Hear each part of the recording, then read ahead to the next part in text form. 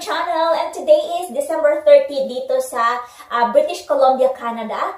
And dyan sa Pilipinas ay December 31st na. So, bali, 16 hours difference yung Philippines at saka yung Vancouver, British Columbia kung nasan ako. Anyways, meron akong bagong LED light na gift sa akin sa work. May ilaw siya, pero papatayin ko siya kasi hindi siya nakikita sa camera kapag pinaandar ko ito. So anyways, kaya ako gumawa ng video kasi gusto ko magbigay ng message tungkol sa New Year, tungkol sa pagsalubong ng bagong taon. Ayun, kasi marami akong nababasa, napapanood na mga taong nagwi-wish ng kayamanan, ng kung ano-ano pang blessings in the coming year. Ayun. Kaya nga, di ba mayroon tayong mga pamahiin na kailangan, may bigas, maraming bilog na prutas, kasi yung bilog daw ay unending blessings. Tapos, kailangan magsuot tayo ng bilog-bilog sa mga damit natin at maghagis ng mga barya, mga ganon. So, parang napapansin ko, parang it's all about money. Diba? Parang napapansin ko na gusto ng mga tao na pagpasok ng bagong taon ay talagang yayaman sila or maraming magagandang mangyayari sa buhay nila financially. There's nothing wrong with that. Sana hindi kayo magalit sa akin kasi pinansin ko yung kaugalian natin mga Filipino. Kaya ko naman nasabi ito kasi ang dami kong natutunan in the past year. Last year, nung sinalubong namin yung bagong taon, hindi kami masyadong naghanda. I mean, naghanda kami, pero iba yung ginawa naming preparation. Ayun, hindi kami naniwala sa mga pamahiin. Yung pagkain lang namin ay bangus lang at saka pansit. Tapos, may mga prutas din kami, pero hindi namin sinunod yung 13 fruits or yung 12 round fruits, gano'n. Kaya ko nasabi ito kasi last year, may nangyari sa akin na life-changing siya for me. Yun yung time na na-realize ko what is more important. Sabi ko, ikukwento ko yung nangyari sa akin kapag ready na ako. Noong nanganak ako, that was November 2017. Wala pang isang linggo yung anak ko. May nangyari sa akin. Muntik na ako mamatay. And ayoko nang ikwento yung talagang lahat na nangyari. Pero, akala ng asawa ko, akala ng nanay ko, katapusan ko na. Kasi, ilang beses ako hinimatay, naubusan ako ng dugo. From 120, naging 50 yung dugo ko. Nagkaroon ako ng infection sa loob ng katawan ko kasi CS ako. Hey guys, nag-stop ako mag-vlog kasi umiyak muna ako. Tapos, nireview ko yung video kanina. Nakita ko na pwede naman pala iilaw to. So, inilaw ko na siya ngayon. So, guys, hindi ko nakukwento yung pangyayari kasi medyo malungkot siya and ayoko na malungkot tayo kung salubungin yung Pasko.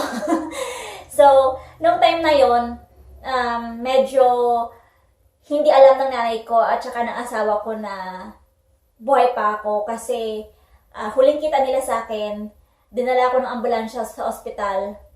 Tapos, hindi nila ako nakita kaagad. Nasa emergency room ako ng 2 oras yata yun. So, imagine niyo yung 2 oras na naghihintay sila kung ano yung ginagawa doon sa akin sa loob ng emergency room. Tapos, yung anak ko that time, 6 days old pa lang siya. So, takot na takot yung asawa ko, takot na takot si nanay. Hindi nila alam kung ano na yung kasunod na mangyayari, ganon. Noong nakausap na ng doktor, yung asawa ko, sinabi sa kanya na okay na nga ako, pero marami pang test na gagawin sa akin. Pero si nanay, takot na takot siya kasi syempre si nanay hindi naman siya marunong masyadong magsalita ng English. So, naghanap sila ng Filipino na nagtatrabaho dun sa ospital, tapos tinranslate lahat kay nanay yung nangyari sa akin. Ito pa, nung nasa emergency room ako, pinauwi nila yung anak ko, si Tracy, kasi si Tracy, mahina pa yung immune system niya. So, sinabihan sila ng doktor na hindi sila pwede sa emergency room kasi alam niyo naman sa emergency room, di ba, maraming tao doon na may mga sakit. So sabi nila, baka daw mapano yung anak ko kung doon siya sa emergency room, maano siya sa mga virus. So yung biyanan ko that time, birthday niya, 60th birthday niya. So nag-travel sila mula doon sa kanila sa Chilliwack papunta dito sa amin para alagaan yung anak ko. Kasi si nanay, ayaw niya rin maiwan doon sa bahay kasama si Tracy kasi gusto niya rin na alagaan ako. Tapos yung asawa ko, ayaw niya rin na maiwanan ako. So talaga walang choice kundi tawagin yung mga binan ko. Yung binan ko that time talaga, birthday niya, 60th birthday niya, kinancel niya. Ang lakas sana ng party ng binan ko kasi lano niya ng buwan yon. Pero hindi na tinuloy kasi nga kailangan alagaan niya si baby. Nagstay kami sa hospital ng another 2 days or almost 3 days kasi under observation ako that time. Sabi nila kung hindi ako nagamot, pwedeng bubuksan nila ulit yung tahi ko at titingnan nila kung ano yung nangyari sa loob. Buti naman, naging okay ang lahat. Nasa ICU ako ng ilang oras, tapos sinalinan ako ng dugo. Yan guys, yung summary na nangyari sa akin last year. Medyo mahaba yan, pero pinaiksian ko na. So yun nga, yan yung sinasabi ko na life-changing moment kasi, di ba, tayo, we are more on, sana mayaman ako, sana makabili ako ng mga material na bagay, ganon. Yung parang iniisip natin na kailangan may malaki tayong bahay, may magarang kotse, makakapag-travel kung saan-saan, ganon. Pero kapag nasa ganung kalagayan ka pala, kapag akala mo mamamatay ka na, you don't think about wealth. Hindi mo iniisip yung yaman. Parang wala, hindi ko naisip yun. Yung iniisip ko that time na nakahiga ako dun sa ambulansya, yung diwa ko, ang iniisip ko, yung pamilya ko. Iniisip ko paano na yung anak ko. Syempre, bagong panganak ako nun. Iniisip ko yung mga taong naging parte ng buhay ko, yung mga taong mahalaga sa akin. So, yun yung gusto ko lang na i-emphasize. Na sana this year, yung mga nakapanood nito, mga subscribers ko, at saka kahit hindi ko subscribers, basta nanonood ng video na ito, na sana we are all going to have a happy new year. Sana ma-realize natin yung mas importante.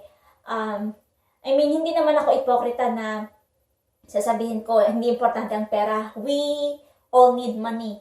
Pero, anin naman natin yung material wealth.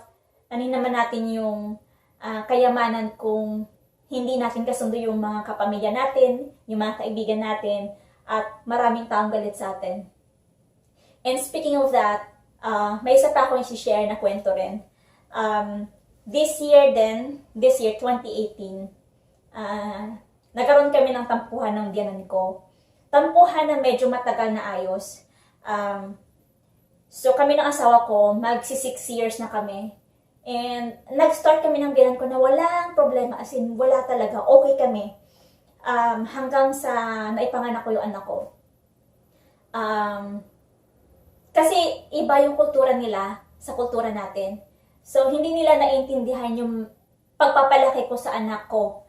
Dito kasi sa Canada guys, bawal na itabi mo yung anak mo sa pagtulog. Ganon din sa US, parang feeling nila kapag katabi mo yung anak mo, parang naging dependent sa iyo anak mo, parang mali yun sa kanila. May mga grupo pa nga dito na parang tingin sa iyo masamang ina ka kapag yung anak mo ikatabi mo sa pagtulog. Eh sa atin, iba yun, 'di ba? So iba yung paniniwala natin kasi sama-sama nga tayong buong pamilya sa isang kwarto, 'di ba? Tapos nagstay yung biyanan ko sa akin ng 1 linggo last time. Tapos nakita niya na yung anak ko tinatabi ko sa pagtulog, katabi namin ng asawa ko. And dahil hindi niya ako kayang kausapin kasi daw baka masaktan daw ako, kinuwento niya doon sa hipag ko, sa asawa ng kapatid ng asawa ko. Gets nyo?